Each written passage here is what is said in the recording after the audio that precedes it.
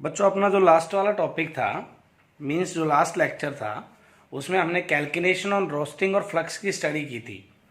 तो वहाँ पे एक वर्ड आया था दैट वाज रिवर्टिबिलिटी फर्नेंस, है ना।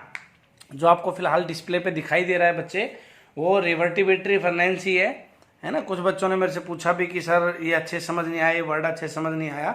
मैंने उनको कहा था कि नेक्स्ट लेक्चर में हम लोग इसके ऊपर डिस्कशन करेंगे। तो एक्चुअली रिवर्टिबिलिटी फर्नेंस क्या होती है, एक तरह से भट्ठी ही होती है ना। मैं आपको ये बात लास्ट लेक्चर में बोला था, भट्ठी मतलब जिसमें हम लोग किसी चीज़ को गर्म कर रहे होते हैं, है ना।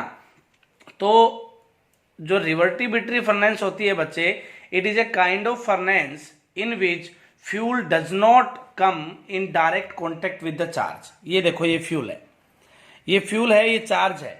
फ्यूल चार्ज के डायरेक्ट कॉन्टेक्ट में नहीं आता है। Fuel does not come in direct contact with the charge. The flames are directed from the roof of the furnace on to the charge and air supply can be controlled by the vents. ये कह रहा है कि अगर मतलब फिर आपकी जो हीट है वो चार्ज को कैसे मिलेगी, वो मिलेगी बेटा ये जो फ्लेम्स आ रही है ना, ये फ्यूल गैस जो फ्लेम्स आ रही है, दीज आर द फ्लेम्स। मतलब इनडायरेक्ट हीट आएगी उसके पास, फ्यूल डायरेक्ट कॉन्टेक्ट में नहीं होगा। और जो एयर सप्लाई है रिवर्टिबिलिटी फर्नेंस में, जो एयर सप्लाई है that can be controlled by the air vents. ये यहाँ पे एयर वेंट्स लगे हुए हैं बेटा, इनसे आपकी जो एयर कंट्रोल है, एयर सप्लाई का जो कंट्रोल है वो किया जा सकता है। And this furnace can be used for both oxidation and reduction. दोनों के लिए हम इस फर्नेंस को यूज कर सकते हैं, ऑक्सीडेशन एंड रिडक्शन। देखो मैं आपको सिंपल भाषा में एक बात समझाने की कोशिश करता हूं बच्चे। जो शादी ब्याह में जब हम लोग जाते हैं तो वहां पे अपने को तंदूर देखने को मिलता है ना। तंदूर क्या है, एक तरह से भट्ठी ही है, फर्नेंस ही बोलते हैं बेटा तंदूर को भी। अब उस तंदूर में होता क्या है, जो सपोज ये मेरा तंदूर है ना, यहाँ मैंने लकड़ी वकड़ी डाल दी, यहाँ आग लगी हुई है, और हम लोग क्या करते हैं, जो रोटियां वगैरह सेकते हैं वो सीधा यहाँ पे इसके साइड में चिपका देते हैं। तंदूर में अगर आप लोगों ने देखा हो तो इसके साइड में हम रोटियों को चिपका देते हैं, और यहाँ पे जो आपका फ्यूल है या वी कैन से कि जो फ्लेम थी वो डायरेक्ट कॉन्टेक्ट में है आपके रोटी के, है ना। तो इस टाइप के फर्नेंस को हम लोग रिवर्टिबिलिटी फर्नेंस नहीं बोलेंगे। लेकिन अगर मैं देसी लैंग्वेज में रिलेट करने की कोशिश करूं तो हम लोग क्या करें, जैसे किसी चीज को गर्म कर रहे हो और वो भी भाप के ऊपर, है ना। किसी चीज को हम लोग गर्म कर रहे हो, सपोज मैं यहाँ पे नीचे क्या करूं बेटा, पानी का एक टैंक लूं। मैंने यहाँ पे एक पानी का टैंक लिया बच्चे, और पानी का टैंक के नीचे मैंने यहाँ पे आग लगा दी, ठीक है। ये मैंने यहाँ पे आग लगा दी, और इस पानी के टैंक के ऊपर मैंने यहाँ पे चावल रख दिए बनने के लिए।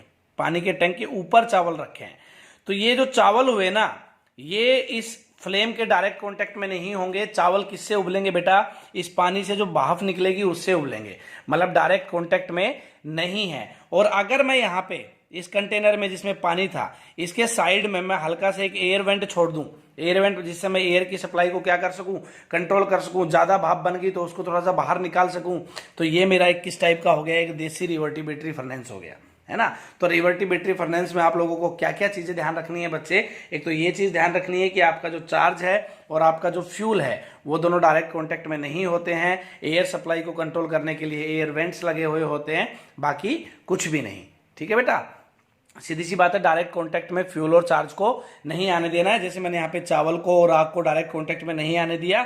चावल बनाए किससे, पानी की भाप से, ठीक है बेटा। इन चीजों को हमें क्या करना है बच्चे, ध्यान में रखना है, ठीक है।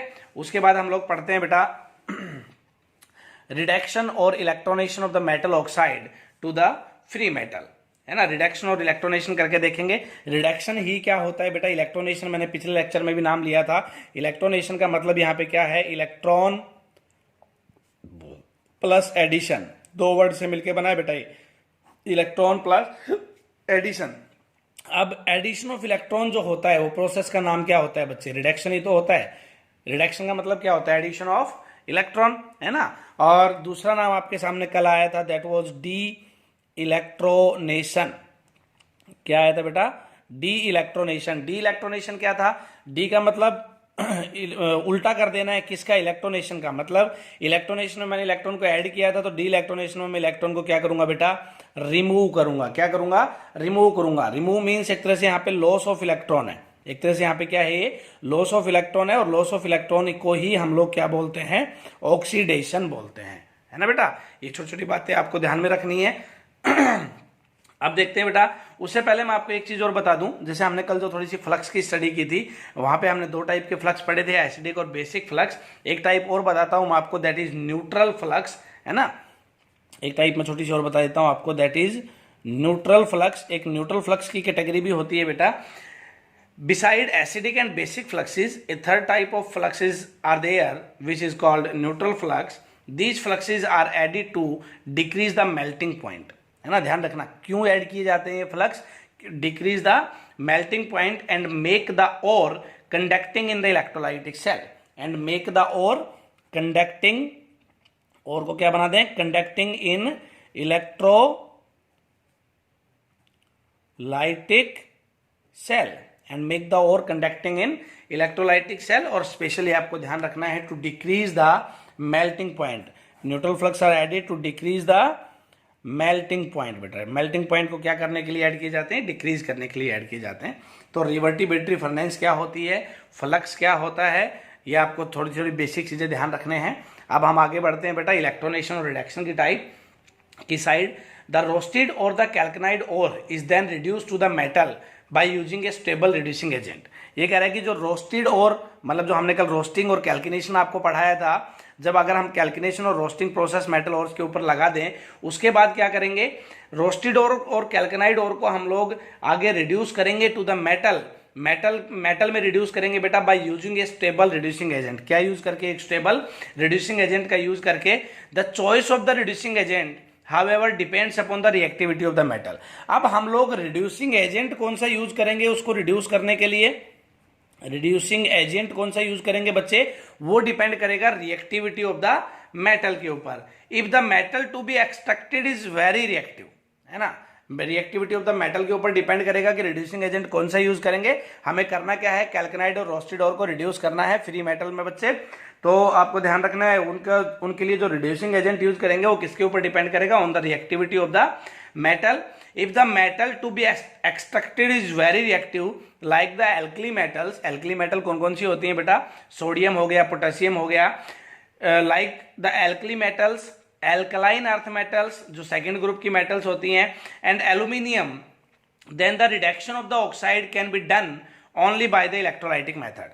अगर आपकी जो मेटल है, अगर आपकी जो मेटल है बेटा वो बहुत ज्यादा रिएक्टिव है ना, जो मेटल मुझे एक्सट्रैक्ट करनी है वो क्या लिख दूं मैं, वेरी रिएक्टिव,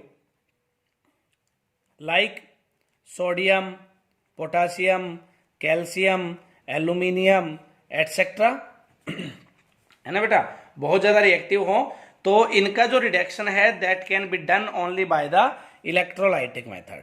कौन से मेथड से करेंगे इनका रिडक्शन हम लोग, इलेक्ट्रोलाइटिक मेथड। इलेक्ट्रोलाइटिक मेथड कौन सा होता है, इलेक्ट्रोलाइटिक प्रोसेस आपको ध्यान होगा जो हमने इलेक्ट्रोकेमिस्ट्री में पढ़ा था। तो इनका जो रिडक्शन है बेटा इलेक्ट्रोलाइटिक मेथड से करेंगे।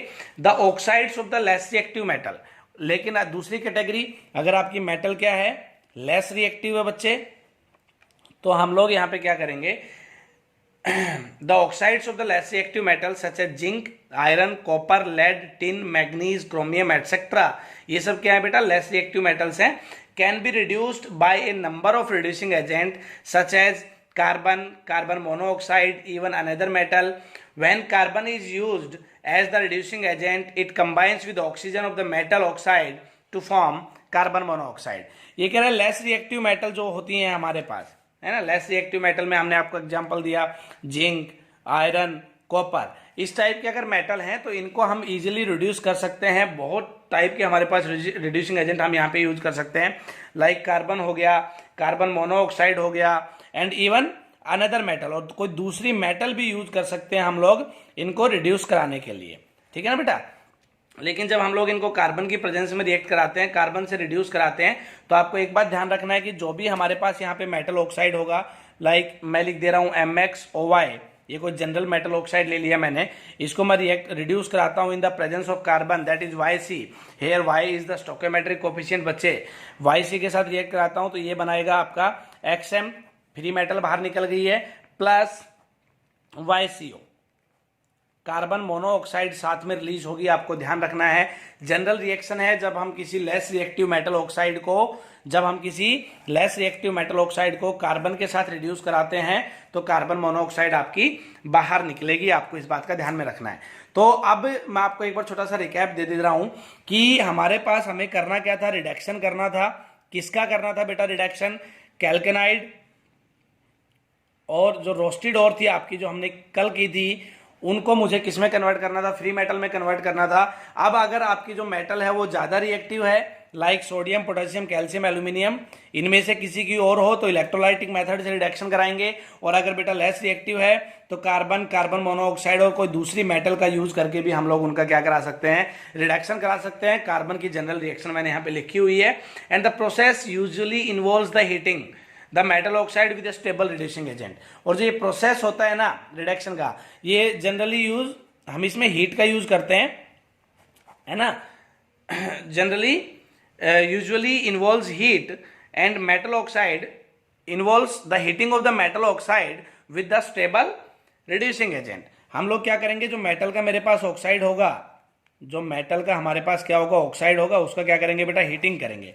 अब हम प्रोसेस कौन सा कर रहे हैं? अगर हम देखा जाए शुरू से इस चैप्टर में जो हमने डिस्कस करना स्टार्ट किया है, कौन सा प्रोसेस है? और से क्या बाहर निकालनी है?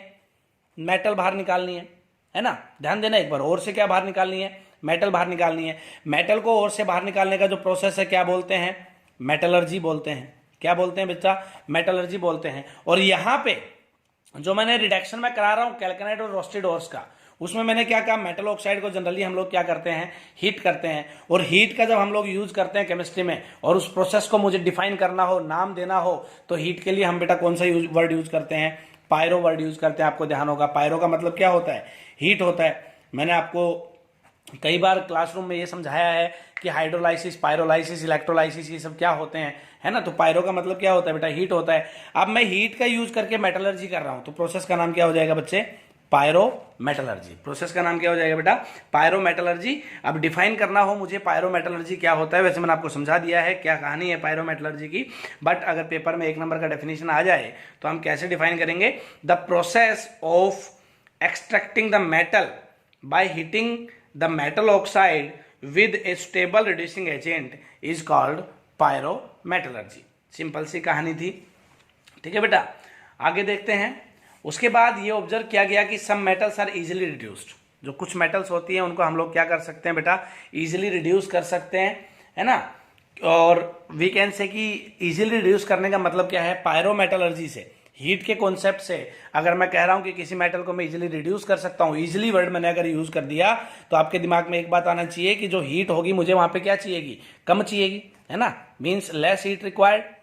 इजिली अगर मैं रिड्यूस कर रहा हूं तो मैं यहां पे बोल सकता हूं कि जिन मेटल्स को हम लोग इजिली रिड्यूस कर सकते हैं that is reduction occurs at low temperature, है ना बच्चे। But others are reduced with difficulty. लेकिन कुछ हैं जो डिफिकल्टी से रिड्यूस होती हैं। इसका मतलब क्या हुआ? Reduction occurs at high temperature. To predict which element will be the most stable reducing agent for a given metal oxide, ये प्रिडिक्ट करने के लिए कि कौन सी एलिमेंट आपका किस मेटल ऑक्साइड के लिए सबसे बढ़िया रिड्यूसिंग एजेंट होगा। अब तक आपके अगर दिमाग में क्वेश्चन चल रहा होगा तो यही चल रहा होगा कि सर इतनी सारी और है हमारे पास, उनमें से हम कैसे ध्यान में रखेंगे कि किसके ऑक्साइड को कौन रिड्यूस करेगा, है ना। तो इन सब को याद रखने के लिए and what would be the optimum temperature, और किस टेम्परेचर पे वो रिडक्शन प्रोसीड होगा, eight which reduction will proceed smoothly. तो इन चीजों को समझने के लिए कि आपका कौन सा मेटल किस ऑक्साइड के लिए बेस्ट स्टेबल रिड्यूसिंग एजेंट होगा, कितना ऑप्टिमम उसके लिए टेम्परेचर चाहिएगा, इन सब को समझने के लिए हम क्या पढ़ेंगे बेटा? Thermodynamic principle of metallurgy. क्या पढ़ेंगे बेटा? Thermodynamic principle of metallurgy. किस चीज को एक्सप्लेन करेगा थर्मोडायनेमिक प्रिंसिपल ऑफ मेटलर्जी बच्चे? इस चीज को एक्सप्लेन करेगा कि कौन से ऑक्साइड को कौन सी मेटल रिड्यूस करेगी। ये कॉन्सेप्ट हमें बता के देगा कि कौन सी मेटल के लिए कौन सा ऑक्साइड, कौन सा रिड्यूसिंग एजेंट स्टेबल होगा बेटा, कौन से मेटल ऑक्साइड के लिए कौन सा रिड्यूसिंग एजेंट स्टेबल होगा, कितना उसके लिए ऑप्टिमम टेम्परेचर होगा, उन सब चीजों को एक्सप्लेन करके देगा थर्मोडायनेमिक प्रिंसिपल ऑफ मेटलर्जी। इसमें आगे हमारे पास एक एलिंगम डायग्राम भी आएगा जो कि thermodynamic principle of metallurgy and Ellingham diagram most important है बोर्ड एंड कंपटीशन दोनों पॉइंट ऑफ व्यू से, है ना, जिसको हम लोग अगले वाले लेक्चर में स्टडी करेंगे बेटा। आज आपको सिर्फ इतना ही ध्यान रखना है पायरोमेटलर्जी क्या होता है और रिडक्शन जनरली कैसे कराया जाता है, लेस रिएक्टिव का कैसे करेंगे, है ना, मोर रिएक्टिव मेटल्स के लिए क्या क्या हमें ध्यान में रखना है, इन सबको आप अच्छे से पढ़ेंगे। उसके बाद हम डिस्कस करेंगे thermodynamic principle of metallurgy and Ellingham diagram के ऊपर, जो कि मोस्ट इंपोर्टेंट है। और एक बात और बता दूं मैं आपको, थर्मोडायनेमिक प्रिंसिपल ऑफ मेटलर्जी और एलिंगम डायग्राम को समझने के लिए, जो कि मैं फिर रिपीट कर दे रहा हूं, मोस्ट इंपॉर्टेंट है, और इसको समझने के लिए आपको पीछे का चैप्टर एकदम अच्छे से क्लियर होना चाहिए, है ना। तो मैं यही आपसे बेटा रिक्वेस्ट करूंगा कि आप अपने पीछे के चैप्टर को साथ साथ रिवाइज करते रहें, जो कि मैंने कल भी आपको कहा था। और नेक्स्ट वाले लेक्चर तक मैं आपसे रिक्वेस्ट कर रहा हूं कि आप अच्छे से इस चैप्टर को सारे को एक बार रिकैप कर लें कि अब तक जो मैंने बेसिक टर्म्स आपको बताई हैं वो क्या होती हैं।